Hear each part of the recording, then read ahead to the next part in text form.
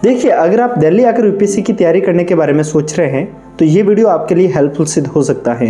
अगर आप ये सोच रहे हैं कि आप दिल्ली आकर यूपीएससी की तैयारी करना चाहते हैं, चाहे किसी कोचिंग के माध्यम से या फिर सेल्फ स्टडी के माध्यम से, तो इस वीडियो के अंदर हम बात करेंगे कि दिल्ली में रहने का मंथली खर्च कितना हो सकता है, एडिशनल चार्जेस क्या हो सकते हैं अगर आप दिल्ली में रहते हैं तो, दिल्ली में रूम सस्ते कहाँ पर मिलेंगे, महंगे रूम कहाँ पर हैं, दिल्ली में आप किस हिसाब से एक अफोर्डेबल प्राइस पे रूम ले सकते हैं, इन सब के बारे में बात करेंगे।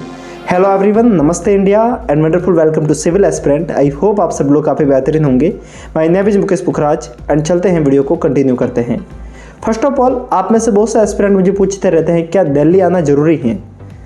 ये सवाल ऑलमोस्ट जितने भी एस्पिरेंट हैं, जो भी तैयारी के बारे में सोचता है, जिसके भी मन में ये बीज बनता है कि वो यूपीएससी की तैयारी करना चाहता है, तो उसके मन में एक बार सवाल जरूर आता है कि वो भी दिल्ली जाके यूपीएससी की तैयारी करेगा। तो क्या आपको दिल्ली आकर तैयारी करना ज़रूरी है या नहीं है? इस सवाल को हम अगर ढूंढने जाते हैं तो इसका जवाब आपके आसपास में ही मिल जाएगा। अगर हम यूपीएससी के टॉपर्स को देखते हैं तो क्या सारे टॉपर्स वही होते हैं जो दिल्ली आकर तैयारी करते हैं, या फिर कुछ टॉपर ऐसे भी होते हैं जो दिल्ली तो छोड़ो अपने स्टेट की राजधानी में भी नहीं जाते हैं, अपने घर पर रहते हैं और तैयारी को करते हैं और टॉपर बनते हैं। ऐसे भी कैंडिडेट होते हैं। सो फर्स्ट ऑफ ऑल, अगर आपके मन में ये भूत है कि दिल्ली जाने पे सिलेक्शन हो जाएगा तो फर्स्ट ऑफ ऑल आपको यहीं पे क्लियर करना है। अब बात रहती है कि दिल्ली नहीं जाए तो फिर हम तैयारी कैसे करें। आप सोच रहे होंगे कि वीडियो का टॉपिक तो था दिल्ली जाकर तैयारी करने के बारे में, मैं क्या बात करने लग गया। सारी बात हम करेंगे। कुछ एक टॉपिक ऐसे हैं जो साथ साथ में अगर हम एडिशनल जानकारी को साथ साथ में कवर करते जाते हैं तो न्यू एस्पिरेंट को काफ़ी कुछ हेल्प हो जाती है। अगर आप ये सोच रहे हैं कि अगर आप दिल्ली नहीं जाएंगे, अगर आप घर रह के तैयारी करना चाहते हैं तो आप एक ऑनलाइन माध्यम से अच्छी तैयारी को कर सकते हैं। अगर आप किसी ऑनलाइन प्लेटफॉर्म के माध्यम से जुड़ जाते हैं और अपने आप को सेल्फ मोटिवेटेड रखते हैं तो आप अच्छी तरीके से तैयारी को कर सकते हैं। मैं आपको आगे बताऊंगा कि दिल्ली में किस जगह पे कितना खर्च होता है, लेकिन उससे पहले अगर आप में से कोई भी ऐसे एस्पिरेंट है जो बिना दिल्ली जाए घर पे रह के यूपीएससी की तैयारी को करना चाहते हैं, जो सोच रहे हैं कि घर रह के किसी ऑनलाइन प्लेटफॉर्म के माध्यम से जुड़कर अपनी तैयारी को शानदार बनाना चाहते हैं, तो उनको मैं रिकमेंड करना चाहूँगा यूपीएससी वाला अलग पांडे सर की कोचिंग फिजिक्स वाला का ही एक पार्ट है। आपने डेफिनेटली जाना होगा फिजिक्स वाला को। यूपीएससी वाला के साथ में जुड़कर आप यूपीएससी की तैयारी कर सकते हैं, वो भी काफ़ी अफोर्डेबल प्राइस पे। अगर आप प्रीलिम्स 2023 को टारगेट कर रहे हैं तो इनका प्रीलिम्स को लेकर भी अभी एक न्यू बैच स्टार्ट हो चुका है, जो काफ़ी अफोर्डेबल प्राइस करीब 4199 रुपये, मान के चलिए करीब 4200 रुपये में आपको कंप्लीट प्रीलिम्स का पैकेज मिल जाएगा, जिसमें आपको सीसेट भी देखने को मिल जाएगा। इस प्राइस पे आई थिंक एसएससी की कोचिंग भी मुश्किल से मिलती है आपको, जहाँ पर आपको यूपीएससी की कोचिंग देखने को मिल रही है, वो भी इंडिया की बेस्ट फैकल्टी के माध्यम से। इसके अलावा आप यूपीएससी वाला की करंट अफेयर्स की मैगजीन के साथ में जुड़ सकते हैं, जो कि आपको हिंदी और इंग्लिश मीडियम दोनों में देखने को मिल जाएगी। करंट अफेयर्स को लेकर अगर आपको कोई भी डाउट है तो ये मैगजीन आपकी सॉल्व कर सकती है। डिस्क्रिप्शन में मैं आपको लिंक दे दूंगा जहाँ से आप इस मैगजीन को भी डाउनलोड कर सकते हैं, या फिर आप हमारा टेलीग्राम को ज्वाइन कीजिएगा, जहाँ पे मैं इस मैगजीन की पीडीएफ को डाल दूंगा, आप वहाँ से भी डाउनलोड कर सकते हैं। इन सब के अलावा फिजिक्स वाला यूपीएससी वाला की वैसे फीस काफ़ी ज़्यादा कम है, इसको भी आप कम कर सकते हैं हमारा कोड लगाकर एस्पिरेंट10। जैसे ही कोड लगाएंगे आपको 500 रुपये का एडिशनल डिस्काउंट मिल जाएगा। बाकी यूपीएससी वाला के फीचर काफ़ी ज़्यादा अमेजिंग है, इंडिया की बेस्ट फैकल्टी से पढ़ने का मौका मिलेगा, करंट अफेयर्स की क्लासेस देखने को मिल जाएगी, रेगुलर बेसिस पे टेस्ट देखने को मिल जाएंगे, सीसेट की क्लासेस देखने को मिल जाएगी, जो कि बाकी कोचिंग वाले पेड में बेचते हैं, ये आपको साथ में ही इंक्लूड करके देंगे। सो ये सारी फैसिलिटी देखने को मिल जाएगी। डिस्क्रिप्शन में लिंक है, आप इनके यूट्यूब चैनल को भी सब्सक्राइब कर सकते हैं। सो अब हम बात करते हैं कि वे एस्पिरेंट जो सोच रहे हैं कि दिल्ली आकर ही तैयारी करेंगे या फिर दिल्ली आकर ही सेल्फ स्टडी करेंगे। देखिए, सबसे पहले तो हमने इस बात को क्लियर किया है कि दिल्ली आना ज़रूरी है या नहीं है। वो मैंने आपको पहले बताया कि दिल्ली आना अपने अपने लॉजिक पे डिपेंड करता है। बहुत से एस्पिरेंट ऐसे होते हैं जो घर पे भी मोटिवेट रह के तैयारी कर सकते हैं।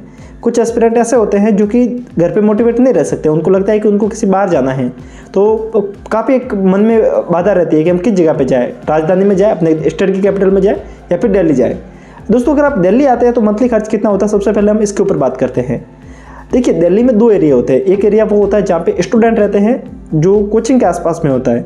एक एरिया वो होता है जहाँ पर भी स्टूडेंट रहते हैं लेकिन वो कोचिंग से दूर रहते हैं और वो सेल्फ स्टडी को करते हैं।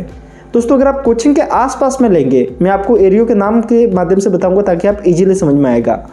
दिल्ली में 2 ऐसे एरिया हैं जो कि काफ़ी ज़्यादा पॉपुलर है, अपने नाम भी सुने होंगे, बहुत से वेब सीरीज, बहुत से मूवियों में इनका जिक्र हुआ है। मुखर्जी नगर, जो कि आपको हिंदी मीडियम का एक गढ़ कहा जाता है, जहाँ पर आपको हिंदी मीडियम के सारे एस्पिरेंट, सारी कोचिंगें देखने को मिल जाती हैं। एक ही एरिया में लगभग ऑलमोस्ट हिंदी मीडियम का सारा कंटेंट वहाँ पे मिल जाता है। दूसरा एरिया है राजेंद्र नगर, जिसको इंग्लिश मीडियम का गढ़ कहा जाता है। इंग्लिश मीडियम के सारे एस्पिरेंट वहाँ पे देखने को मिल जाते हैं।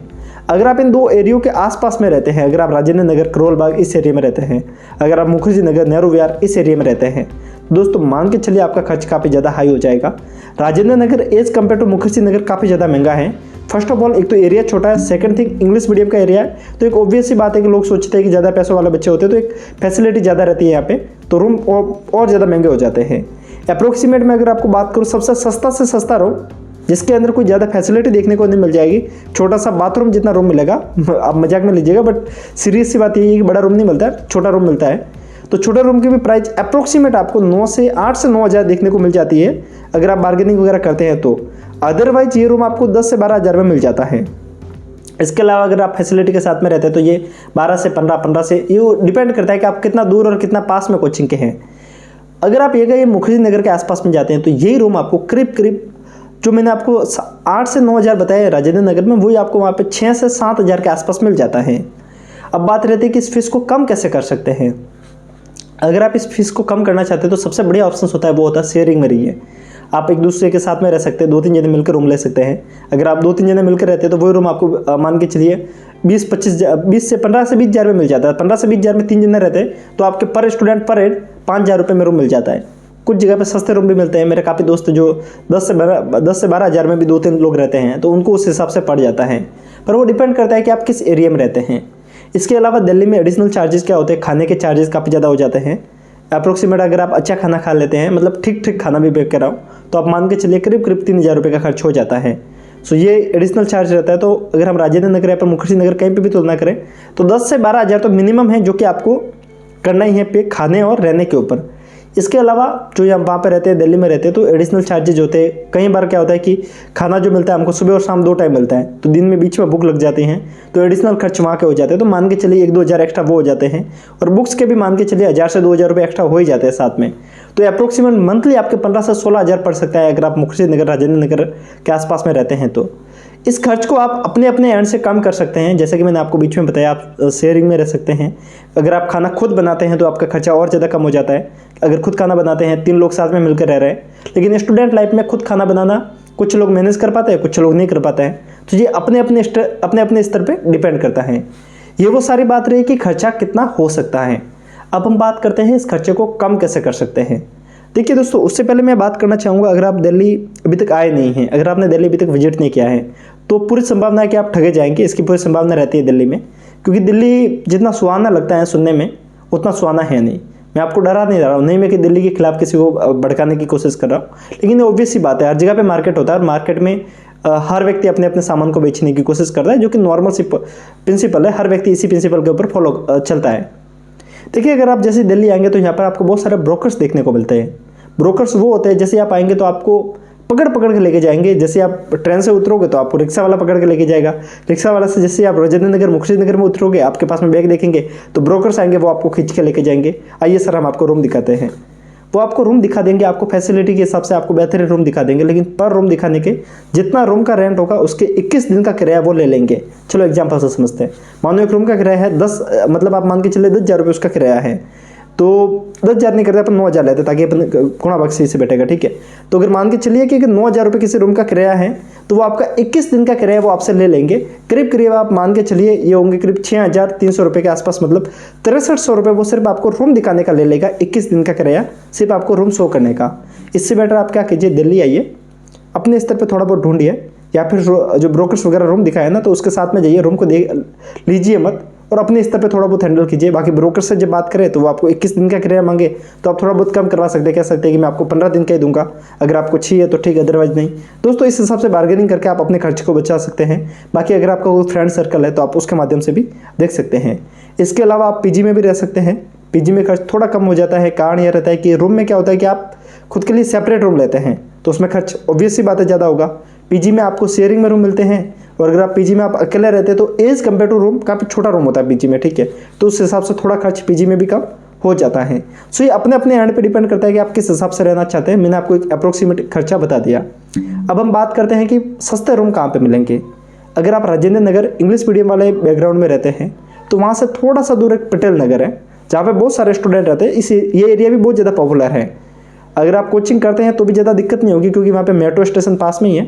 सो आपको काफ़ी इजीली आपको रोजाना अप डाउन करने में भी सहूलियत हो जाएगी। और अगर आप ये मुखर्जी नगर में रहते हैं तो आप नेहरू विहार या फिर नेहरू विहार और मुखर्जी नगर को छोड़ के आप गांधी विहार में रह सकते हैं, या फिर आप वजीराबाद में रह सकते हैं। पास का एरिया है, वहाँ से आपको रोजाना अप डाउन करने के 10-10 रुपये देने पड़ते हैं, 10 रुपये आने के 10 रुपये जाने के। सो अप्रोक्सीमेट ये खर्चा हो जाता है। तो मान के चलिए ओवरऑल आप अपने हिसाब से खर्चे को देख सकते हैं कि कहाँ पे कम हो सकता है।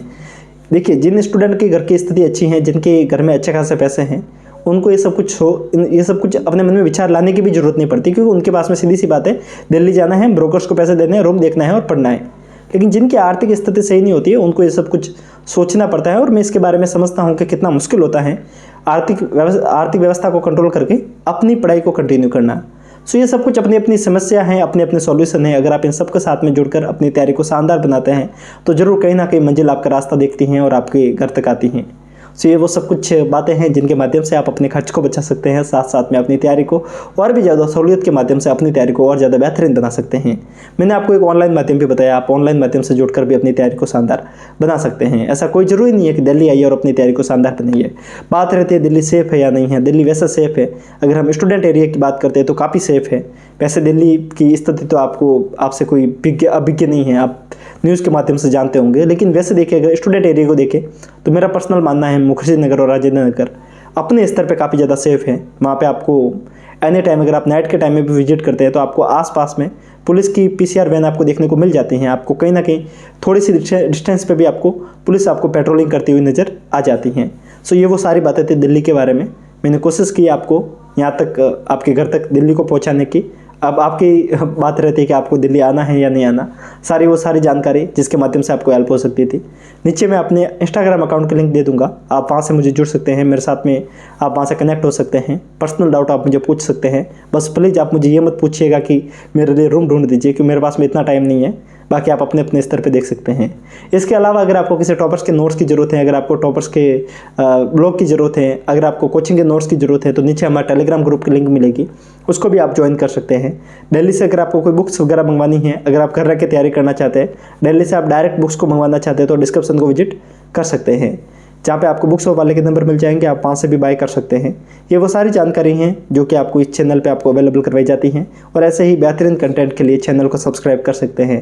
मिलते हैं किसी और दिन, किसी और रोज़, किसी और टॉपिक के साथ में। तब तक के लिए हंसते रहिए, मुस्कुराते रहिए, साथ साथ में पढ़ते भी रहिए। किसी और दिन, किसी और रोज़, किसी और टॉपिक के साथ में फिर मिलेंगे। तब तक के लिए जय हिंद।